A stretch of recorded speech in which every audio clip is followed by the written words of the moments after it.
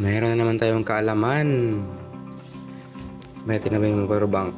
So ito, try ko na kasi burn out eh. Kaya meron kaming free lights. Nakita ko lang ito sa video. Isang Facebook. Credit sa nagmay-ari nito. Oh, ito na siya. Gamitan lang ito ng copper at saka aluminum. Ito yung imbensyon. So, papailawin gamit ang sunrocks.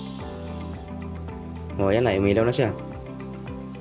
Nakita ko lang to sa video. So, tinry ko, legit talaga siya, legit. Oh, ayan. Napatay siya. Ayan. Dahil lang yan sa sunrocks. Kasi ang